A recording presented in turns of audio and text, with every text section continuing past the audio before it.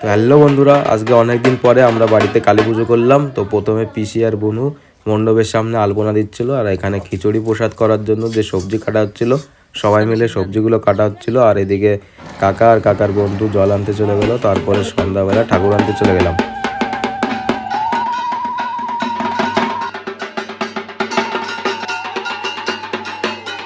এরপর ঠাকুর বাড়ি নিয়ে এসে ঠাকুর বরণ করে মণ্ডপে ঠাকুর তুলে দিয়ে সবাইকে খিচুড়ি প্রসাদ দেওয়ার জন্য রেডি করলাম খিচুড়ি। তারপরে সবাই খেতে বসে গেল, সবাইকে খেতে দিচ্ছিলাম।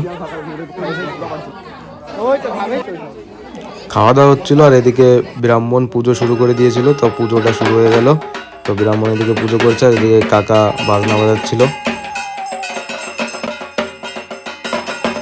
পুজো করতে করতে প্রায় 2টো বেজে গেছিলো। তারপরে পুজোটা শেষ হয়ে ব্রাহ্মণ বাড়ি চলে গেল এবং বাড়ির সবাই খেয়ে নিল। তো আজকের ভিডিওটা এই পর্যন্ত। ভিডিওটা ভালো লাগলে লাইক, শেয়ার, কমেন্ট।